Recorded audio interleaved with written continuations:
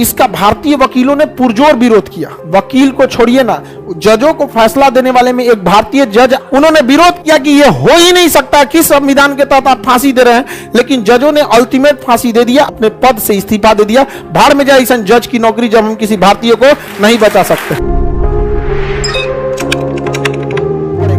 बटुकेश्वर दत्त को कहे उन्हें, बटुकेश्वर दत्त, बटुआ निकाल। बटुकेश्वर दत्त ने झोला में बम रखा, बटुआ मैंने झोला में बम रखे। भगत सिंह को कहा चल, अंग्रेज सोए हुए इन्हें जगाना पड़ेगा।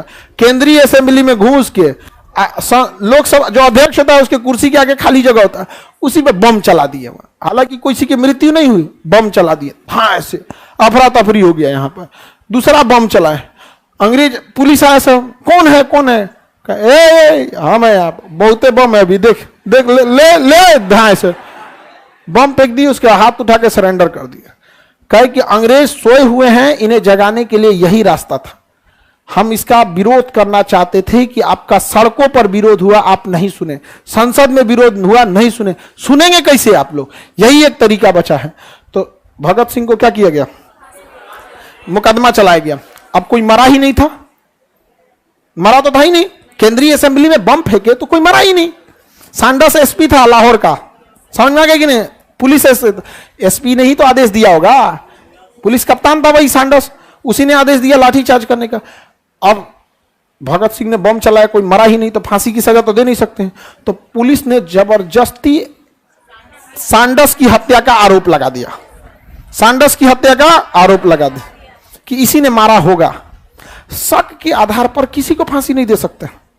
इसका भारतीय वकीलों ने पुरजोर विरोध किया, बहुत ज्यादा विरोध किया गया। मोतीलाल नेहरू भी वकील थे, उन्होंने भी विरोध किया।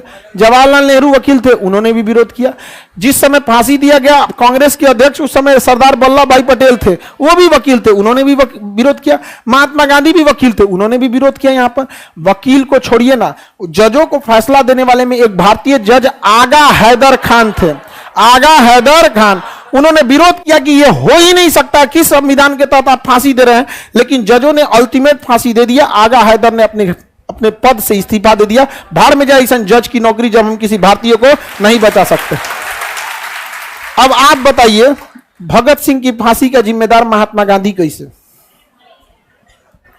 जब जज नहीं बचा पाया, वकील की क्या हिम्मत। लेकिन उस समय अंग्रेजों की एक गले अटक गई थी बात। अंग्रेज उस समय द्वितीय विश्व युद्ध की खतरा से मंडरा रहे थे, इसलिए अंग्रेज महात्मा गांधी को बुला रहे थे इंग्लैंड बैठक करने के लिए, गोलमेज सम्मेलन में। और महात्मा गांधी उस समय दांडी मार्च चालू कर दिए थे। अब पूरे भारत में सविनय अवज्ञा आंदोलन फैल गया था। अगर महात्मा गांधी तुल जाते तो अंग्रेज उनकी फांसी को रोकवा सकते थे, कुछ हो सकता था। समझ में आ गया?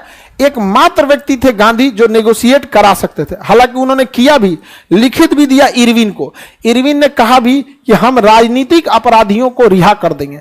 महात्मा गांधी को लगा कि संसद में बम फेंककर विरोध करना एक राजनीतिक अपराध है, हम आपको विरोध करना चाहते हैं। लेकिन महात्मा गांधी को यह आभास ही नहीं हुआ कि इनके ऊपर 2 मुकदमा लाद दिया है। केंद्रीय असेंबली में बम फेंकना राजनीतिक अपराध में, राजनीतिक विरोध, और सैंडर्स की हत्या वो तो आपराधिक हो जाएगा, वो राजनीतिक नहीं हो जाएगा, वो तो आपराधिक हो जाएगा यहाँ पे। और आपराधिक मामले में फांसी दे दिया। यहाँ पे महात्मा गांधी कहा कि इरविन तुमने धोखा दिया, तुमने झूठ बोला, तुमने कहा कि हमने राजनीतिक कैदियों को माफ कर देंगे। तो कहा कि इनके ऊपर 2 मुकदमा है, सैंडर्स की हत्या का भी आरोप। गांधी जी चुप हो गए। लेकिन गांधी चाह के भी कुछ नहीं कर सकते थे। आप स्थिति को समझिए, जब जज कुछ नहीं कर सका, वकील दलील दे सकता था। यह अलग बात है कि प्रेशर बना देते गांधी जी ना, तो हो सकता था, प्रेशर बना देते गांधी जी तो हो सकता था। लेकिन फिर गांधी जी का कहना यह था कि हम किस हिसाब से प्रेशर बनाते हैं, हम तो नरम दल के व्यक्ति हैं। नरम दल का व्यक्ति अगर गरम दल के लिए आवाज उठाने लगे तो अंग्रेज तो मिक्सअप कर देंगे सब यहाँ पे। तो अल्टीमेटली 14 फरवरी 1931, 14 फरवरी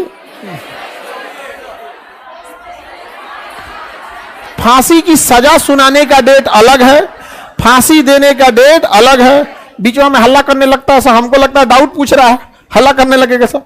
14 फरवरी को क्या सुनाई गई? फांसी की सजा। और फांसी दिया गया 23 मार्च को, मतलब लगभग 40 दिन बाद, लगभग 40 दिन बाद। तो 14 फरवरी 1931 को क्या दी गई?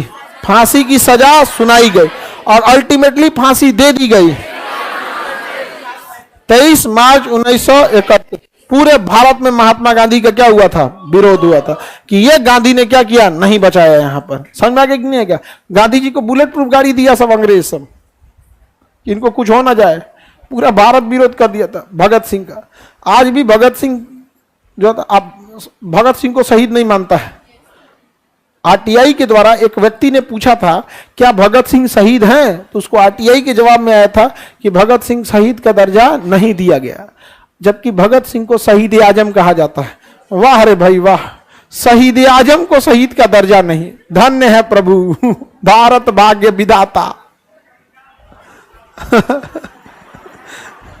अब समझे, भगत सिंह कम खतरनाक काम किए थे।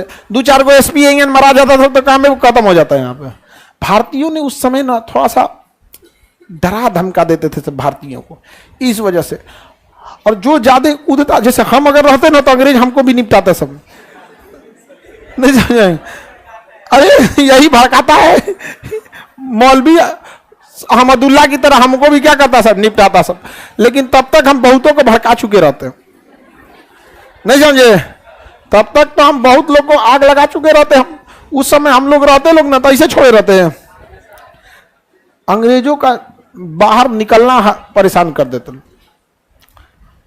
भाई अंग्रेज खाना खाएगा यहीं से ना कि ब्रिटेन से आएगा? कपड़ा पहनेगा यहीं से, ब्रिटेन से तो आएगा नहीं। यहाँ पे बहुत बहुत इलाज है। कपड़ा यहीं से धोवाता था, जिसके यहाँ धोवाएगा भारतीय धोबी से धुलवाते थे सब कपड़वा को लेके, और जिसको प्लेग हुआ रहेगा उसको 2 बार पहना देगा आदमी, और फिर बढ़िया से प्रेस मार के, सर लॉर्ड इरविन ये आपका और ये आपकी पत्नी का कपड़ा है। नहीं समझे? बंदूक से तो एक को मरेगा। उस समय कौन चीज सैनिटाइजर था? नहीं समझे? प्लेग का एक मरीज को टांग के पूना से लाता आदमी दिल्ली, नहीं समझे? कपड़वा एक दिन में तो पूना से जाके आ नहीं सकता था, तो आदमी को लेके आता प्लेग वाला को, अब पहना के उनको दे लेता, ले पहन भाई। 3-4 दिन लगातार वह दे देता है। यहाँ पर कपड़ा धोने वाला से लेके सब कुछ फैलाइए देता आदमी यहाँ। लेकिन आदमी नहीं था उस समय, रहता तो आदमी को अब तक उठा ले गया रहता। टाइम ट्रेवल करके पीछे जाइए